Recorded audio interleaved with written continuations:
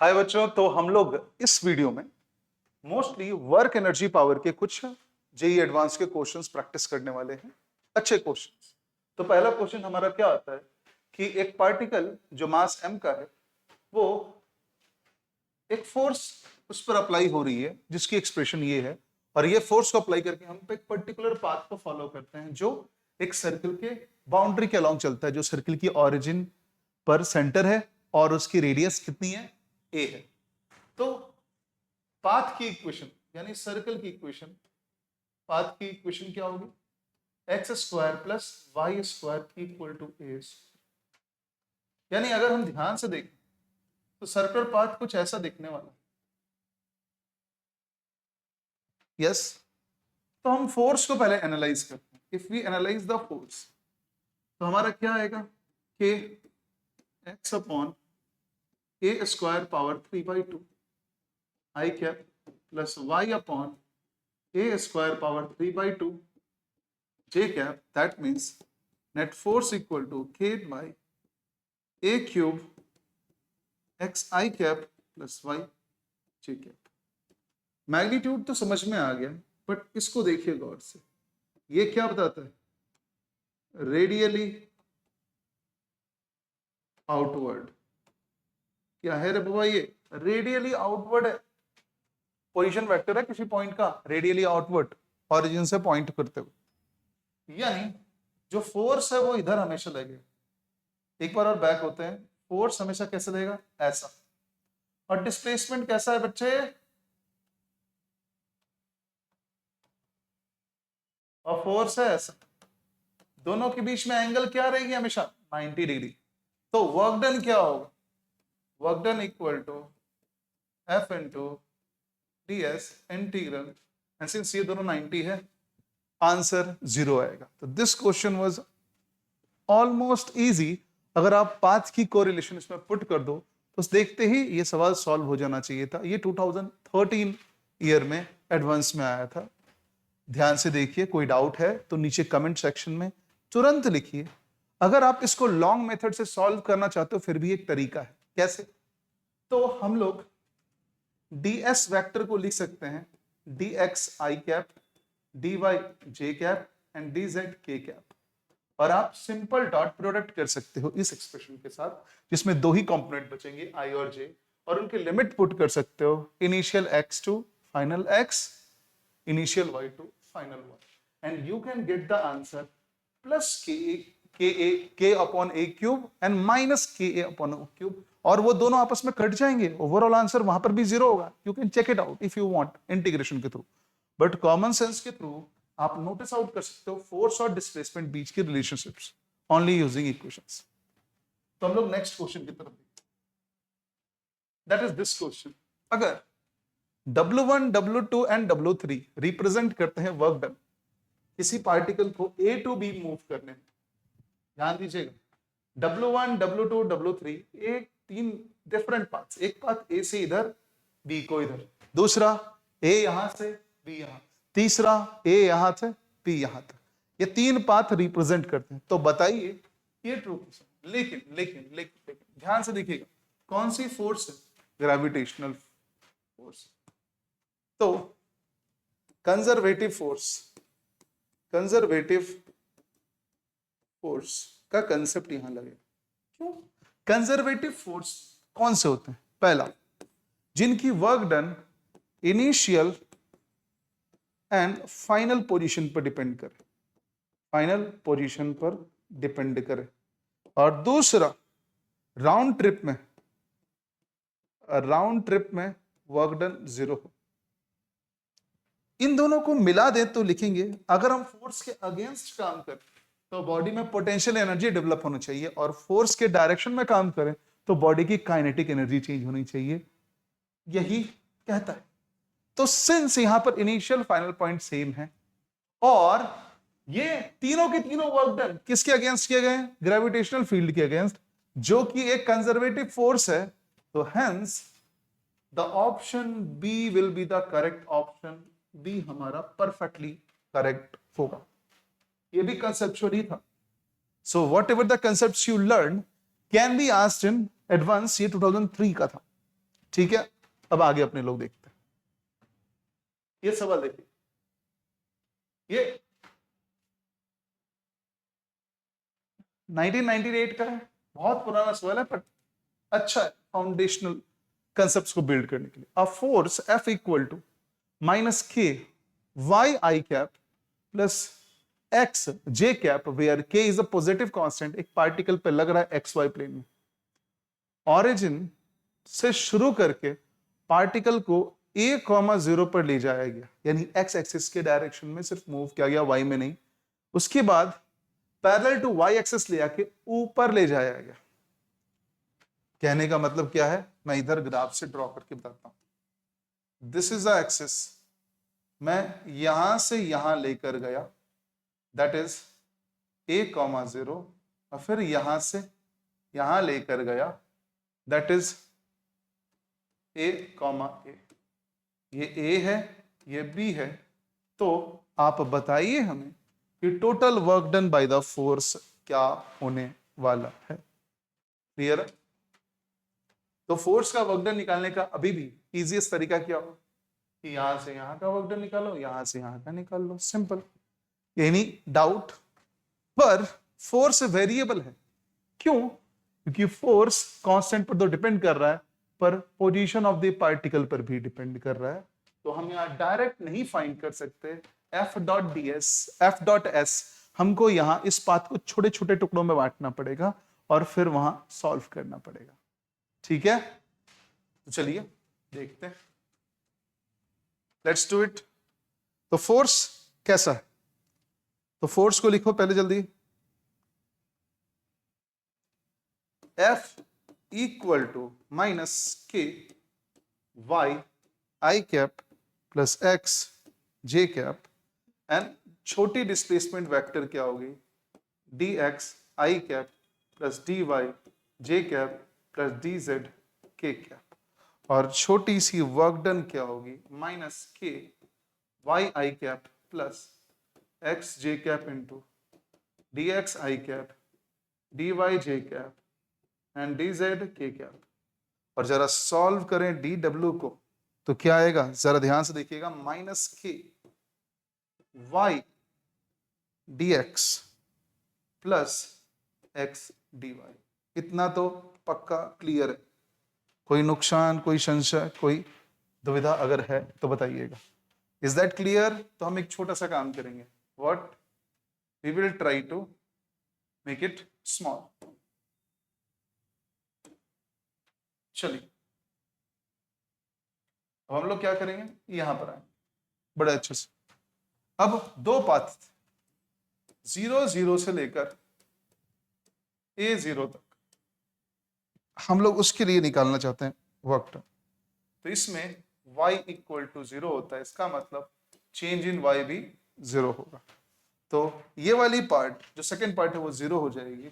So w equal to integral of D W, X की value 0 होके a हो जाएगी, और वहीं पर माइनस के, ओ भाई y की वैल्यू खुद 0 है, तो ये दोनों 0 होगी, D W will be k into, भाई ये तो पूरा 0 हो जाएगा ना, dy, तो work done will be automatically 0। देखिए ध्यान से, क्या 0 कैसे हुआ ये समझ में आया, या फिर बाउंसर गया? किसी को भी समझ में आएगा। y शून्य तो फर्स्ट पार्ट शून्य, और dy शून्य तो सेकेंड पार्ट शून्य।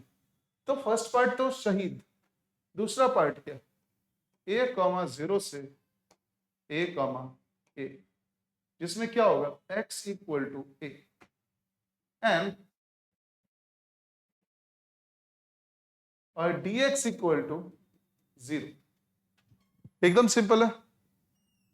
तो अपने लोग क्या देखेंगे, यहां पे नोटिस कीजिएगा बड़ा ध्यान से कि what will happen, x equal to a और dx इक्वल टू 0, तो फर्स्ट पार्ट 0 यहां बचेगा, तो dw will be minus k times x की जगह पर a, और dy आएगा, और y क्या 0 से a तक जा रहा है। अब अपने लोग दिमाग लगाएंगे तो k y 0 से a and which will give minus k a minus 0, that is a, that will be minus k square. Clear है? के इंटीग्रल यहां पर भी सिंपल होगा, सिंपल. तो minus k a square is the correct answer for this question. तो option c is the correct answer. याद रखना, जब भी वेरिएबल फोर्स हो, जब भी वेरिएबल फोर्स हो, तो हम लोग डिफरेंशियल वर्क डन फाइंड करते हैं. और फाइंड करने के वक्त में आपका सवाल आएगा, इनिशियल और फाइनल कंडीशन क्यों नहीं पुट किया? बेटा जी, हम जानते नहीं ये फोर्स कंजर्वेटिव है कि नॉन कंजर्वेटिव है. एज ऑफ नाउ जो कंजर्वेटिव फोर्स हम जानते हैं, ग्रेविटी, स्ट्रेच रबर बैंड के अंदर होना या फिर स्प्रिंग के अंदर होना, उसमें हम वो काम कर सकते. बट ये वेरिएबल फोर्स में हमें ऐसी कोई जानकारी हिंट में नहीं दी गई है ये कंजर्वेटिव है. तो we can not put initial and final. हम वहां सिमिलैरिटी ढूंढेंगे कि हमको कौन सी चीज हेल्प करेगा. हमें हेल्प किया कि फर्स्ट पाथ के अंदर y में चेंज 0 है और y खुद भी 0 है. इसके कारण से टोटल वर्क डन ही 0 हो जाएगी, क्योंकि कुल मिलाकर फोर्स इनटू डिस्प्लेसमेंट 0 आएगा. दूसरे पार्ट में हालांकि x कांस्टेंट हो गया, इसके कारण dx 0 हुआ. तो दो में से एक पार्ट बाहर चला गया और एक वेरिएबल जिसकी इंटीग्रेशन दूसरे के रिस्पेक्ट में नहीं हो सकती, वो कांस्टेंट आ गया. That made the math to be easier for us. तो पैटर्न और मैथमेटिकल स्किल पर डिपेंड करता है फिजिक्स के क्वेश्चंस, स्पेशली वर्क, एनर्जी और पावर के फंडामेंटल्स तो जरूरी है. अब देखिए चौथी number question. A uniform chain, गौर से देखिए. A uniform chain of length capital L and mass m is lying on a smooth table and 1/3 of its length is hanging vertically down over the edge of the table. Diagram बना रहा हूं, जरा देखना, लगे कि ऐसा कहीं कुछ देखा है तो समझ में आ जाएगा. ये बहुत पहले आई हुई एनसीईआरटी की एक प्रॉब्लम है. नए एडिशन में है कि नहीं है right now I don't know, but इस तरह के ये सवाल हुआ करते थे. तो बोल रहा है क्या कि मास m, लेंथ l है और 1/3, तो ये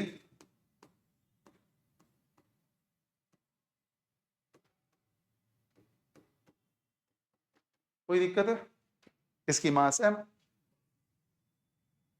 if you see it carefully, ये कहा है और एज पर है, g acceleration due to gravity है. अब कोई पूछ रहा है कि बाकी पार्ट को इसके नीचे खींचने के लिए लगने वाली ग्रेविटेशनल एनर्जी को कितना काम करना पड़ेगा. यस तो इस सवाल को कैसे सॉल्व करेंगे?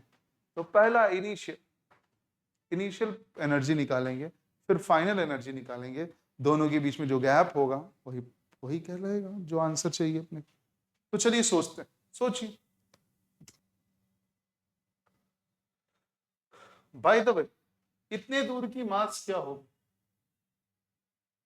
2m/3. और यहां की मास क्या होगी? Capital M/3. मैं जानकारी लिख रहा हूं बच्चे, और कुछ. इतनी चीज तो पक्का पता है कि मास भी 1/3 में चेंज होगा अगर लेंथ 1/3 में चेंज हो रहा है. तो देखिए ध्यान से, 2 मिनट का समय लीजिए, पॉज कीजिए और देखिए what can you do to find the appropriate answers.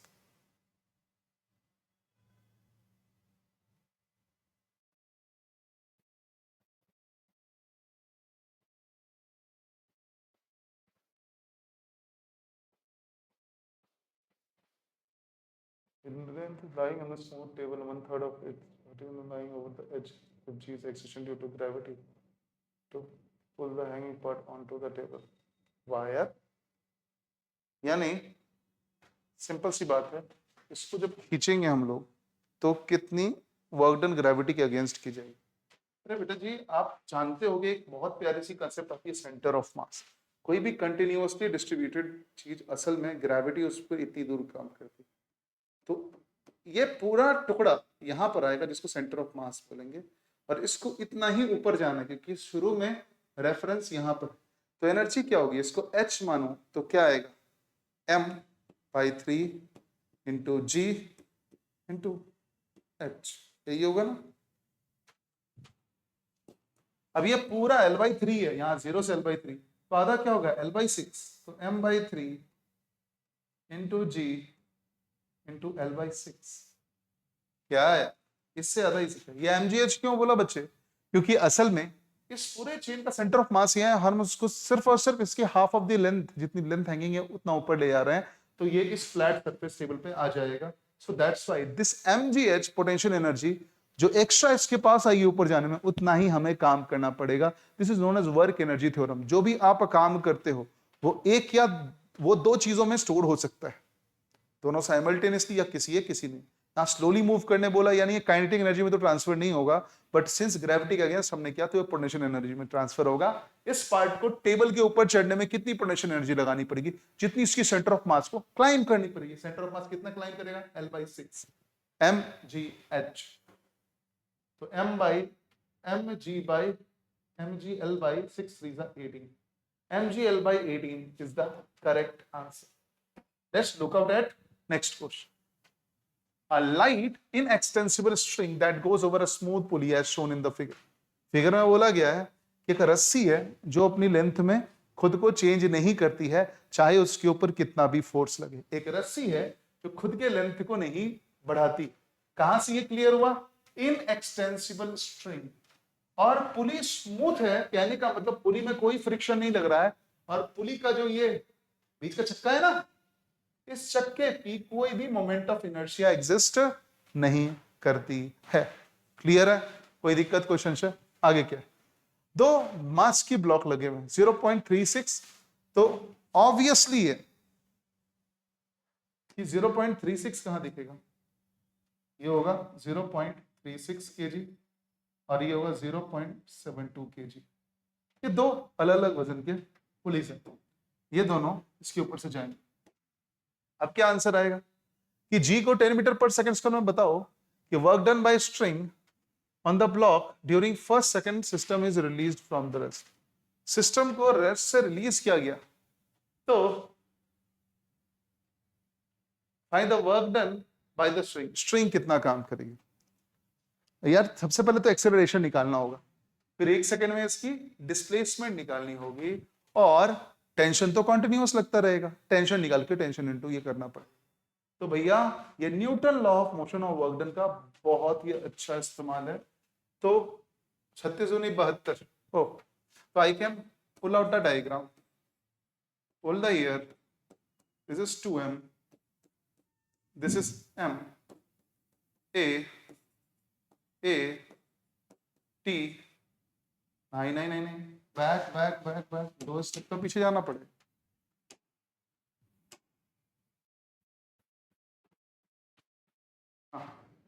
ऊपर लेगी टेंशन, ऊपर लेगी टेंशन, नीचे लेगी 2 mg और नीचे लेगी mg।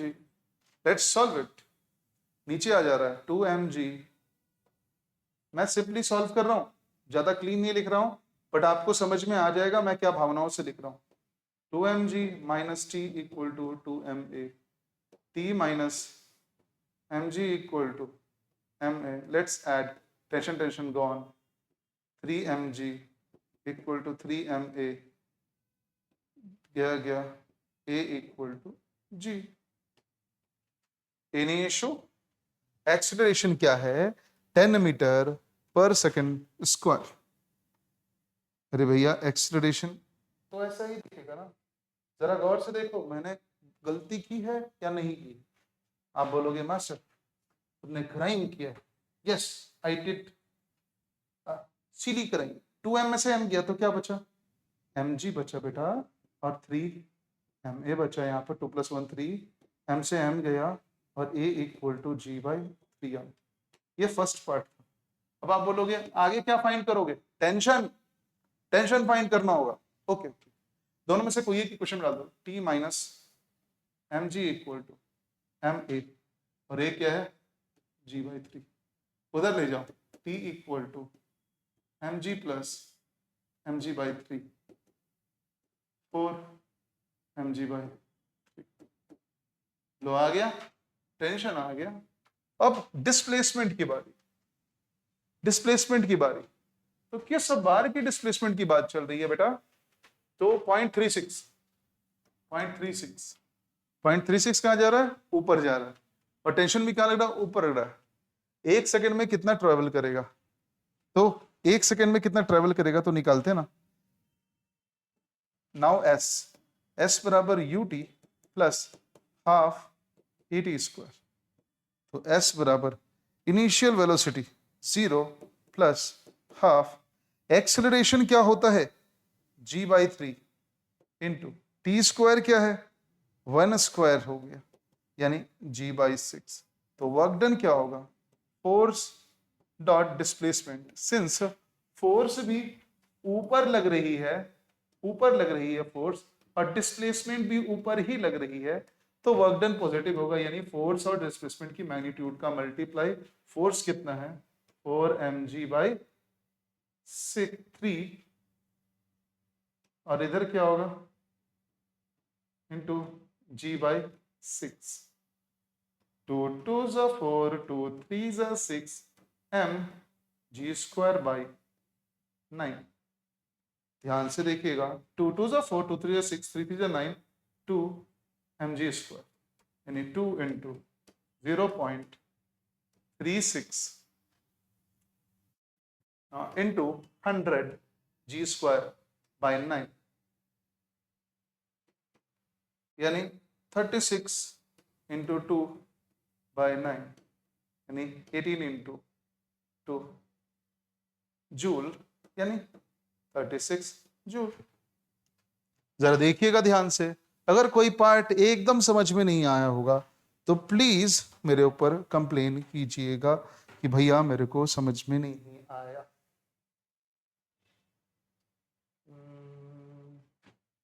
ओहो, फिर गड़बड़ी। 9 4 जा 36, 4 2 जा 8 जूल, 8 जूल टोटल आएगा आंसर वर्क डन का। See it and visualize it. मैं इधर ही खड़ा होके वेट कर रहा हूं जब तक कि आप लिख ना लो, उसके बाद मैं डायरेक्टली नेक्स्ट क्वेश्चन पे जाने वाला हूं। आई होप आप ये क्वेश्चंस देख चुके होंगे, समझ चुके होंगे कि क्या है। Now let's move forward.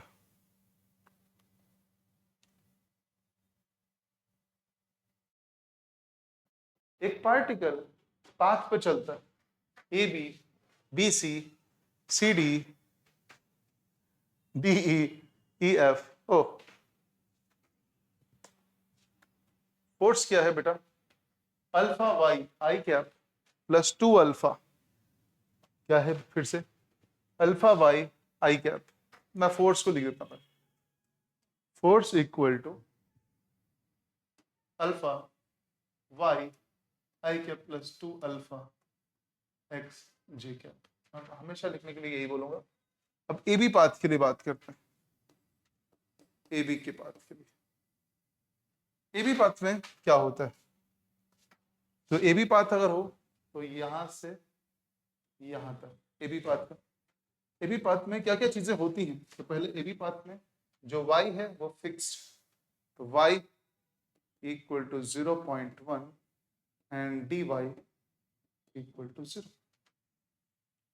dy क्या होगा? 0 होगा ए टू बी पाथ के लिए। y इक्वल टू 0 तो dy y 0 पॉइंट नहीं, y की वैल्यू क्या है? 1.0 है ना बच्चा, बेटा गलत नहीं लिखो, 1.0। y 1 है तो dy 0 हो जाएगा, और x क्या करता है? वेरी करता है 0 से 1 की तरफ। तो आप बोलोगे f डॉट ds करिए, क्या गड़बड़ होगा? मैं बोलूंगा कोई गड़बड़ नहीं होगा, जरा देखिएगा। Alpha y, step by step चाहिए या डायरेक्ट चाहिए? चलो मैं स्टेप बाय स्टेप करता हूँ। Alpha y I cap plus 2 alpha x J cap multiply D X I cap plus D Y J cap equal to alpha Y D x plus 2 alpha x D Y. ये है D W. तो D W यहां पर क्या हो जाएगा? y की value 1 है तो 1 आते ही रुक जाओ, यानी alpha d x plus 2 alpha x D y, अरे डी वाई तो जीरो है, this part turns out to be zero, so रुक गया। अब टोटल वर्क डन निकालने के लिए क्या करना पड़ेगा, अल्फा को बाहर, integration d x from 0 to 1, that means work equal to alpha times 1 minus 0, यानी वर्क डन अल्फा हो गया। क्या ये सही है? सोचिए, समझिए और बताइए। अब मैं उसकी हेल्प लेके बाकी सारे पार्ट करूंगा, गौर से देखिए और बताइए। नीचे कमेंट सेक्शन में अभी ही समय है कि आप लिखकर बता सकते हो कि आपको कंसेप्ट समझ में आ रहा है कि नहीं। बात एबी को लेकर, एबी पाथ में क्या है, इस एबी पाथ को देखिए गौर से, मैं बहुत सिंपली बता रहा हूं। इस एबी पाथ को अगर लेके देखेंगे, इस एबी पाथ में है y equal to 1 and dy equal to 0 और x 0 से 1 जा रहा है। कोई गलत बात है तो बताइएगा, नहीं ना। अब अपने लोग दूसरे पाथ पे आते हैं, and that is simply BC path, B से C, ये वाले पाथ। B से C पाथ में कमाल की बात एक चीज दिखेगी, क्या पता है, x फिक्स है, तो x इक्वल टू 1 यानी dx इक्वल टू 0, जबकि y बदल रहा है, कहां से, 1 से 0.5, 1 से 0.5 तक। तो dw क्या आएगा बेटा, same expression, alpha y dx alpha x dy, dx का पोर्शन 0, तो dw क्या बचेगा, 2x, x की वैल्यू 1 तो 2 अल्फा और dy, तो वर्क डन क्या बचेगा, 2 अल्फा इंटीग्रेशन dy, इनिशियल 1 और फाइनल 0.5, तो work equal to 2 alpha and 0.5 minus 1 equal to half into 2, 1 बचेगा and minus alpha. Second part में वर्क डन माइनस अल्फा है, अगर कोई इंसान को संशय है तो वो जरा देख के बता, check it out and tell मी।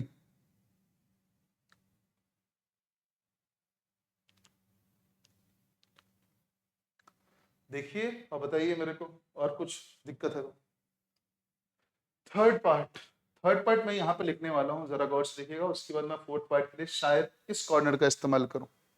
तो थर्ड पार्ट क्या होगा, C2D, C2D का डिटेल देखो, डिटेलिंग देखो C2D का, C से D मतलब यहां से यहां जाने में y फिक्स है, y इक्वल टू 0.5, यानी dy क्या है बेटा, शून्य है, लेकिन x 1 से वैरी होता है 0.5।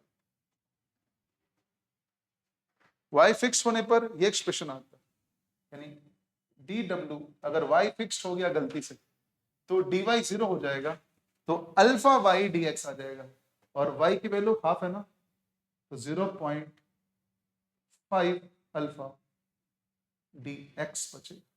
तो वर्क डन क्या बचेगी, 0.5 टाइम्स अल्फा इंटीग्रेशन dx 1 से लेकर 0.5 तक, तो हाफ तो रहेगा और 0.5 माइनस 1 ही आएगा, बट आएगा निगेटिव में, तो ये वर्क डन थोड़ी प्रॉब्लमेटिक होगी, ये वर्क डन होगी माइनस अल्फा अपॉन 4। लिखिएगा जरा से, तो कितने पार्ट के वर्क डन हो गए, first part done, second part done, third part done, fourth part का निकालो जल्दी।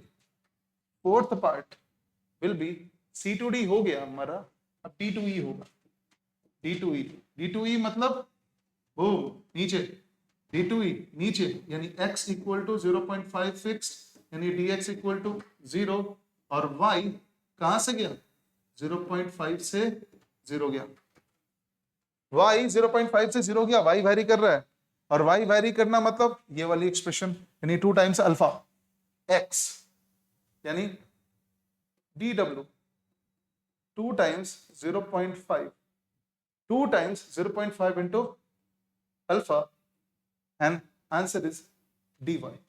अगर कोई ध्यान से देखे तो dw क्या आएगा, 2 इंटू हाफ 1 अल्फा dy, और अपने लोग वर्क डन निकालें तो अल्फा dy का इंटीग्रल हो जाएगा कहां से 0.5 से लेकर 0 तक।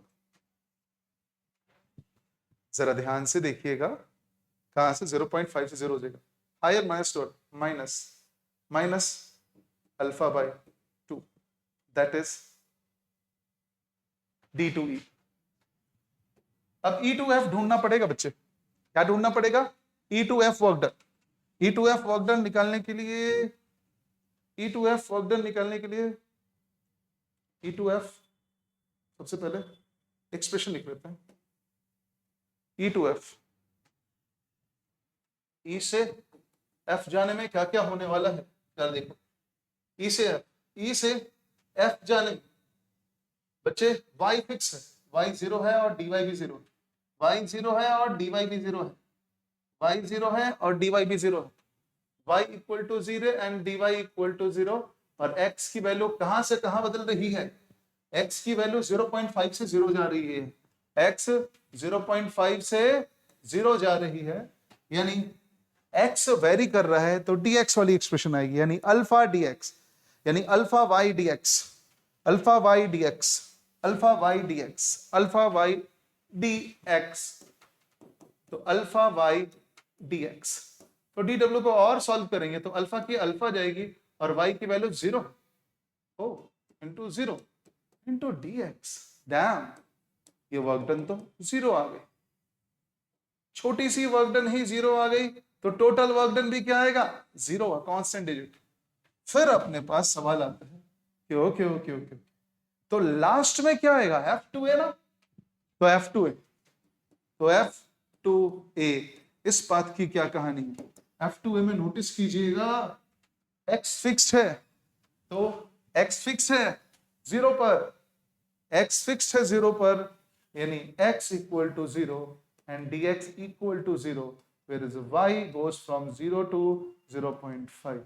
यहां y वेरी कर रहा है बच्चे, और y वेरी करता है तो 2 अल्फा dy आता है, 2 अल्फा x dy, शायद 2 alpha x dy, 2 alpha x dy, 2 alpha x dy, 2 alpha x dy, और यहां x की वैल्यू 0 ऑलरेडी है, तो dw भी 0 which in turn give w equal to 0।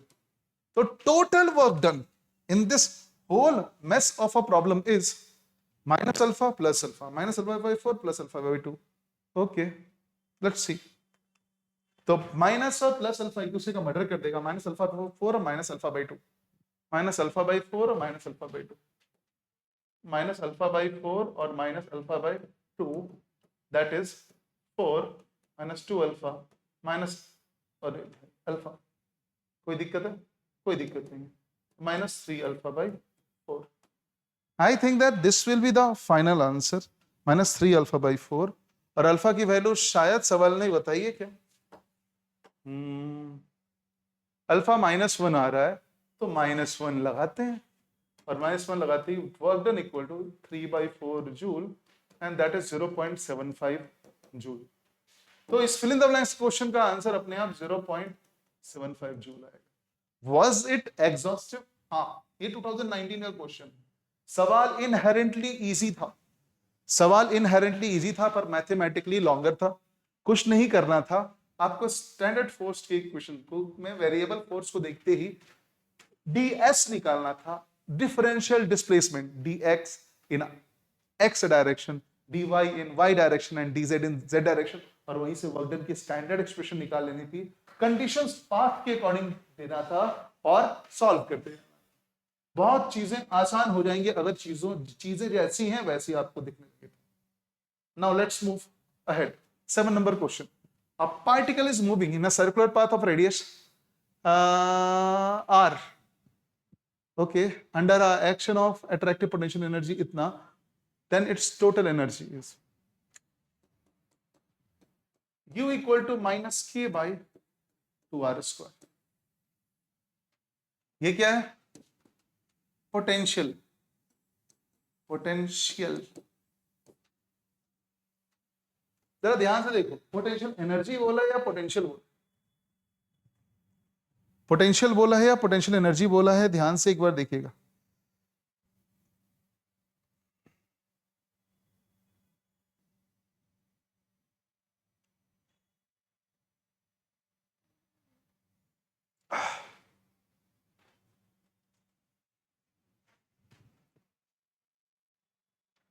जरा गौर से देखिएगा, सी इट केयरफुली। ये सवाल मेक और ब्रेक कर सकता है बेसिक कंसेप्ट्स की।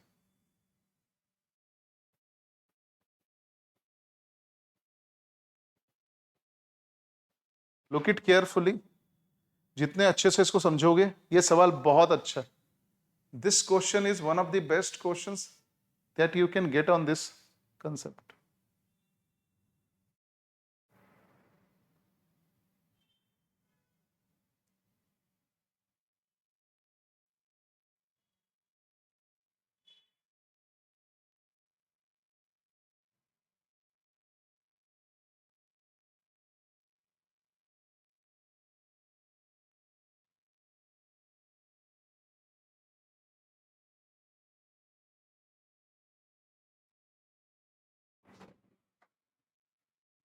अब ये पोटेंशियल एनर्जी अगर है तो तुमको फोर्स निकालना जरूरी है इससे। अरे भाई, अगर केयरफुली आओ, पोटेंशियल एनर्जी तो क्या होता है? पोटेंशियल एनर्जी का डेफिनेशन ही है minus F dot D R, displacement F dot D S. तुम्हारे अप्लाइड फोर्स का अपोजिट कंजर्वेटिव फोर्स, उसकी डिस्प्लेसमेंट ही यहां आती है। तो कोई इंसान D you by d are कर दे और माइनस, तो तुम्हारा फोर्स मिल जाएगा, applied force. This is the relationship. जिस डायरेक्शन में पोटेंशियल फास्टेस्ट रेट में डिक्रीज करती है, वही मिलता है आंसर। तो फाइंड आउट करो, सबसे पहला काम तो यही है। तो फोर्स अगर निकालनी तो कैसे निकालेंगे? तो पहला स्टेप फोर्स निकालना। तो force equal to minus differentiation of minus k by 2 into r का power -2 by d r minus k by 2 बाहर आ जाएगा, और डिफरेंशिएशन का क्या आएगा? -2 बाहर आएगा, आर -2 -1, यही तो है। 2 2 गया, माइनस प्लस प्लस तो के, आर का पावर -3 यानी के अपॉन आर क्यूब। ये हो गया फोर्स का एक्सप्रेशन। तो फोर्स की एक्सप्रेशन क्या हुई? K by r cube. See it carefully, force की एक्सप्रेशन सही है। हमने पोटेंशियल एनर्जी और कंजर्वेटिव फोर्स के बीच के रिलेशनशिप का इस्तेमाल किया और यहां से क्या निकाल लिया? फोर्स निकाल लिया। अब ये फोर्स किस डायरेक्शन में होगा? आर के डायरेक्शन में होगा। अब सर्कुलर पाथ पर तुमने ऑब्जेक्ट को घुमाया है, तो F equal to m v square upon r, yes, and that is equal to k by r cube, yes, यानी एम वी स्क्वायर किसके बराबर हो जाएगा? That is k by r square. Keep it in mind. Then kinetic energy क्या होगी बेटा? That is half m v square यानी half k by r square, यानी kinetic energy will be k by 2r square. Clear है? समझ में आया? यानी टोटल एनर्जी अगर किसी बॉडी की निकालनी हो तो वहां पर kinetic energy plus potential energy, in the case of mechanical energy होती है। पोटेंशियल एनर्जी पता है minus k by 2r square, और यहाँ काइनेटिक एनर्जी पता है प्लस के by 2r square. Answer is 0। So total energy of this system will be 0 at any cost. Clear है? सिर्फ और सिर्फ पोटेंशियल एनर्जी से फोर्स निकाला, फोर्स का इस्तेमाल करके, सिंस सेंट्रीपिटल फोर्स अप्लाई कर रहे हैं तो m b square upon r, and then we move forward. Simple question. अब 8th पर आते हैं। एक बॉडी है जिसकी मास इतनी है, वो एक मीडियम के अंदर चल रहा है और इसको एक फ्रिक्शनल फोर्स लग रहा है, दैट इज माइनस के वी स्क्वायर। वी क्या है? इसकी इनिशियल स्पीड है, नहीं, वी इसकी इंस्टेंटेनियस स्पीड है। जैसे स्पीड बदलती है वैसे वैसे फोर्स बदलता है। इनिशियल स्पीड, शुरुआत इसने 10 मीटर पर सेकंड से किया, तो 1/8 m v not square 10 second बाद इसकी एनर्जी के की वैल्यू क्या होनी चाहिए ऐसे होने के लिए? सोच के बताइएगा। बहुत सिंपल क्वेश्चन है, सब लोग आप में से सब के सब इस सवाल को कर सकते हैं। सी इट केयरफुली कि क्या बताया हुआ, क्या निकालना है, ये देखो।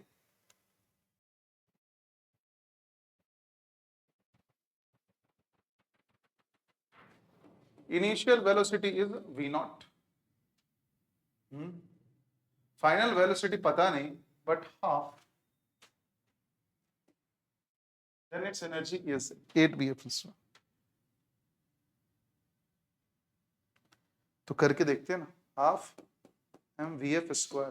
फाइनल सवाल के अकॉर्डिंग कर, final kinetic energy after 10 second क्या है, 1/8 mv0²। तो 1/8 mv0², तो 4 mm गया।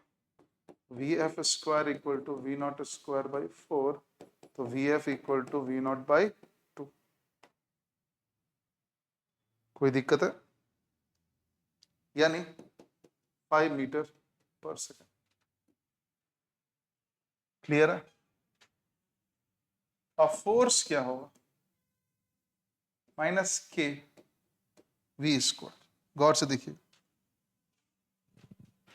और वो क्या होता है, m dV/dt। कोई अगर समझदार इंसान है तो अपने आप ये सोच लेगा कि okay okay, this is what we are finding. Clear है?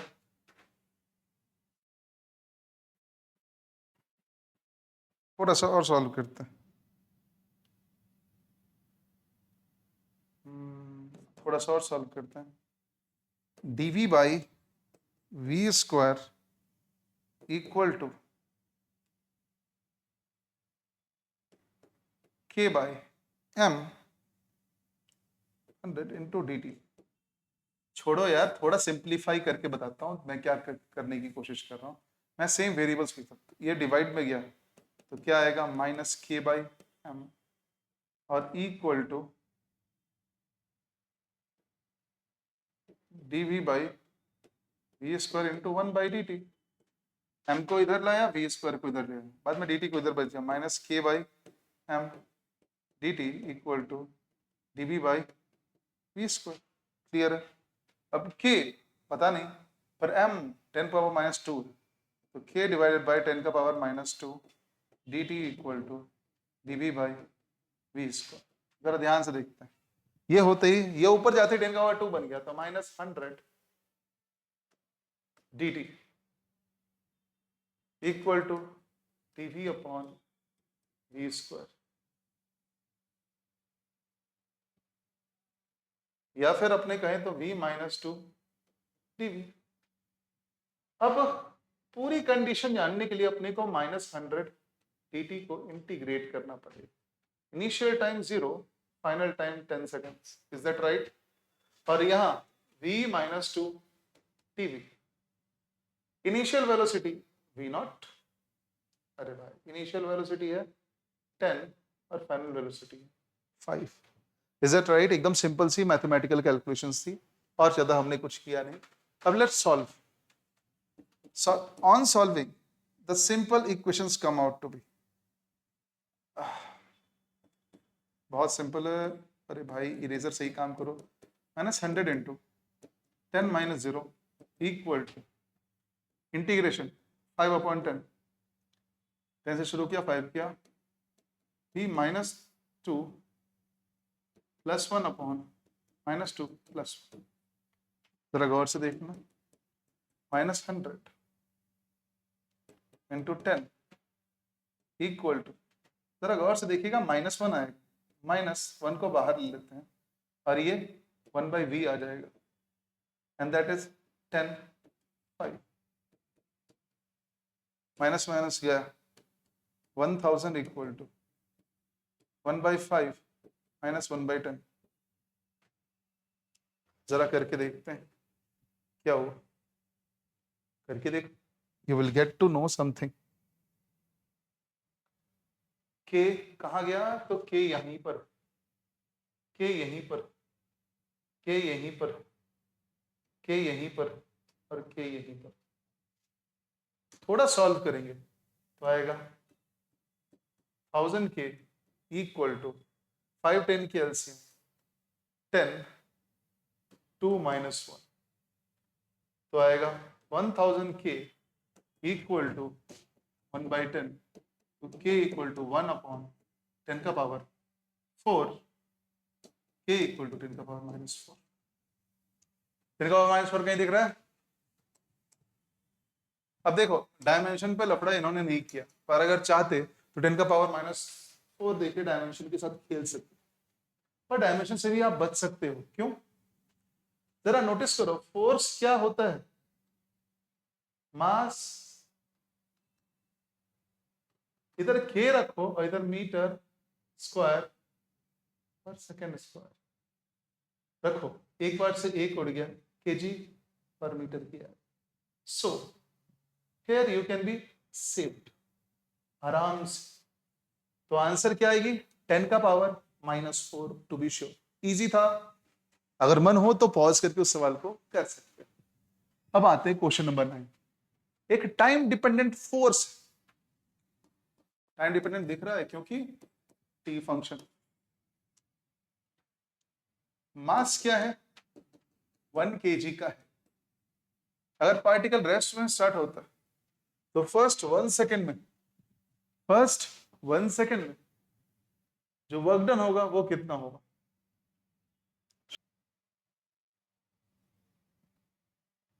तो मैं बहुत सिंपल में लिखता हूं, F equal to ma, F equal to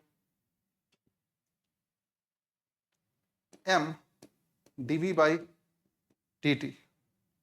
तो 60 इक्वल टू मास 1 kg, तो 1 डाल दो, 1 इंटू dv बाई dt, यानी dv equal to 6t dt। बड़ा प्यारा सा इक्वेशन है बेटा, यानी dv equal to 6t dt। क्या बात कर रहे हो? हाँ, फ्रॉम रेस्ट, यानी इनिशियल वेलोसिटी से फाइनल वेलोसिटी तक पहुंचने में टाइम लग रहा है 0 से 1 सेकेंड तक, यानी v must be equal to 0 से 1 सेकेंड में 6 इंटू टी स्क्वायर बाई 2, 0 से लेकर 1 यानी 3 टी स्क्वायर 0 से लेकर 1 यानी 3, v इक्वल टू 3 मीटर पर सेकेंड। क्या निकला इससे? तो वर्क डन उतनी ही होगी बेटा जितनी काइनेटिक एनर्जी आएगी। लोग बोलेंगे अच्छा अच्छा अच्छा, मतलब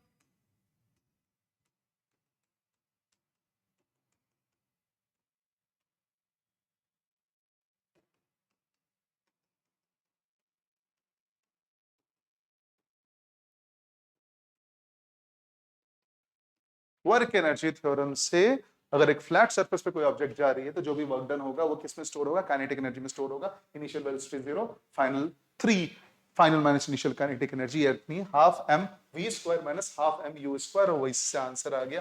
ये 2017 के एडवांस का क्वेश्चन था, अगर क्लियरली कोई नहीं समझ पाता तो फंस के रह जाता। एंड आज के लिए ये लास्ट क्वेश्चन होगा। बहुत प्यारा सवाल। क्या सवाल है? पढ़ते हैं। A point particle of mass m moves along a uniformly rough track PQR as shown below. PQR, जरा सा मैं इसको बोल्ड कर देता हूं, मे बी ये ड्राइंग आप लोग को नहीं दिख रहा, जरा मैं बोल्ड कर देता हूं इसको।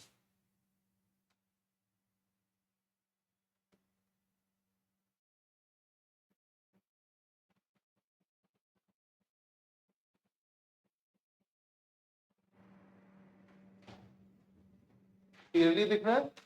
और ये नीचे जो फ्लैट है वो हॉरिजॉन्टल सरफेस, मेरी जो एंगल बन रही है वो तो ऊपर से नीचे फिर यहां से। तो बड़ा अच्छा सवाल था। Coefficient friction between particle and rough track equals to mu, यानी ऊपर पे भी म्यू था, नीचे में भी म्यू है, यानी P2Q और Q2R इन सब में म्यू है। The particle is released from rest at a point P. It comes to the rest at point R. The energy is lost by the ball over the part P, Q and QR of the track are equal to each other. And no energy lost when particle changes direction from P to QR. Find the value of coefficient of friction and distance QR. ये height 2 metre, height क्या है? 2 metre. जरा गौर से पढ़िएगा, बड़ा मजा आएगा। Find क्या करना है? तो बेटा PQ पार्ट में और QR पार्ट में जो एनर्जी लॉस होती है वो बराबर। तो आप बताओ मेरे को कि ऊपर से नीचे जाने में जो सबसे पहले QR क्यू आर बोले तो ये वाली डिस्टेंस ध्यान से देखिएगा, ये वाली डिस्टेंस को इन्होंने बोला है एक्स, ये एक्स बता दीजिए हमें। सेकेंड पार्ट, ये एक्स का ऑप्शन और म्यू का ऑप्शन पूछे, म्यू इक्वल टू व्हाट। सवाल ध्यान से पढ़िए, ये सवाल थोड़ी कॉम्प्लिकेटेड है और किस वर्ष में पूछा गया है, तो इट इज 2016 का क्वेश्चन है। बहुत अच्छा सवाल है, रीड इट। मैं हाफ मिनट का टाइम आपको देता हूं रीड करने के लिए।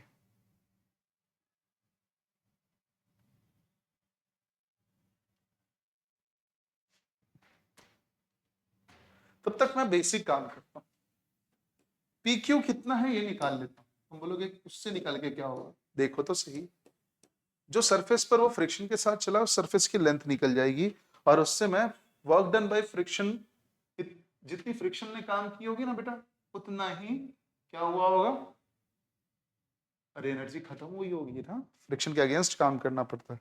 तो आप बोलोगे ओके ओके ओके, यानी sine 30 equal to how much, अरे 1/2 equal to how much, sine Pandit Badri Prasad यानी परपेंडिकुलर बाय हाइपोटेन्यूस, यानी 1/2 इक्वल टू परपेंडिकुलर एंगल के अपोजिट देखो 2 बाय हाइपोटेन्यूस यानी पी क्यू, ओ यानी p q equal to 4 metre. पहला कैलकुलेशन डन। अब वर्क डन बाय फ्रिक्शन, तो वर्क डन बाय फ्रिक्शन कहां पर, पी क्यू के लिए, यानी work done by friction at p q, work done by friction at what, p q निकालना है ना। तो वर्क डन फ्रिक्शन किस पर, पी क्यू पर। तो चलो साफ करते हैं, work done by friction for p q equal to, static नहीं काइनेटिक फ्रिक्शन यहाँ है तभी तो स्लाइड कर रहा है, तो म्यू इंटू एन, और एन क्या होगा, तो बेटा अगर किसी वेज पर हमने कोई चीज को रखा तो नॉर्मल रिएक्शन इधर ब्रेक होता है और इधर ब्रेक, नीचे m g cos theta m g sine theta, तो n equal to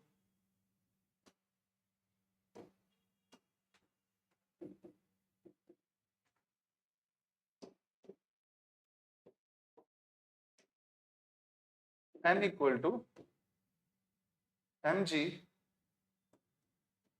cos theta.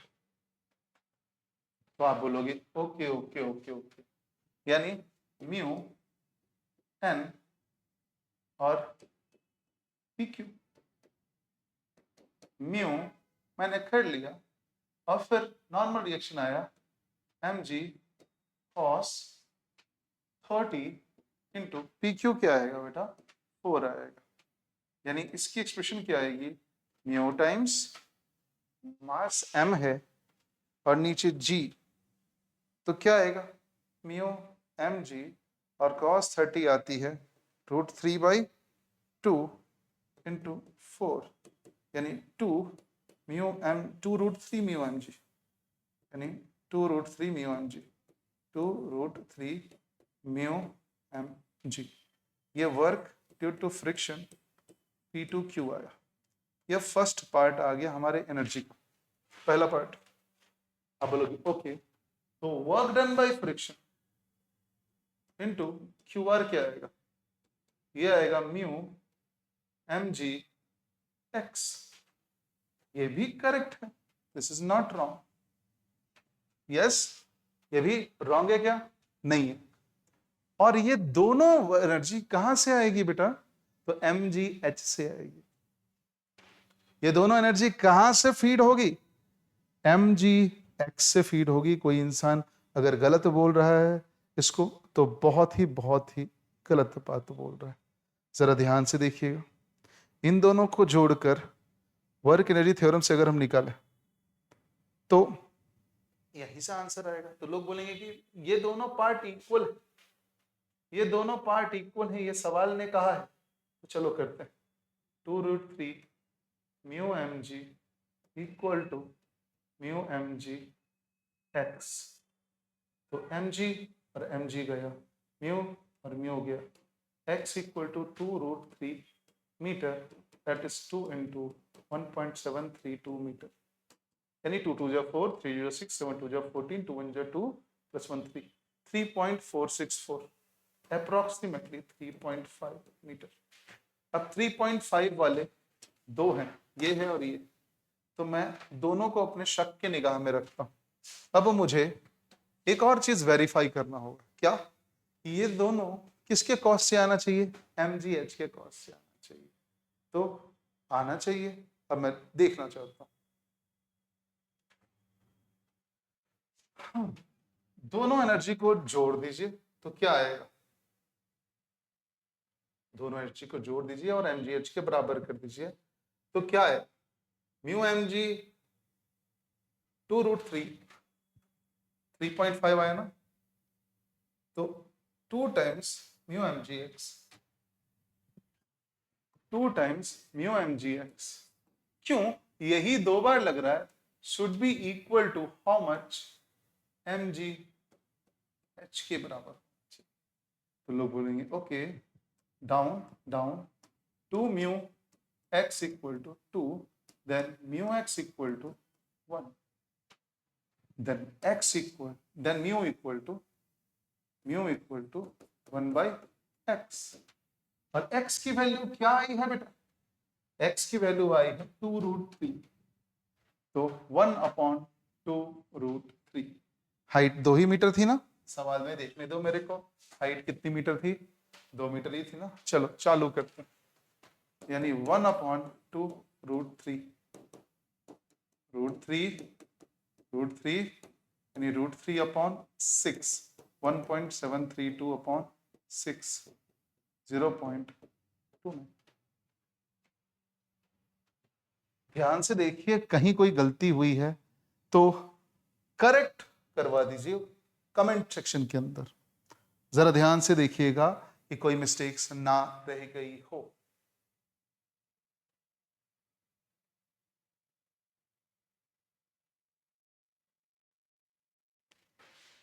अब आप बोलोगे सर ये पक्का पक्का नहीं आ रहा, अबे यार आगे बढ़ता जाएगा, राउंड ऑफ करके मैं इतना लिख सकता हूं 2 डेसिमल प्लेस।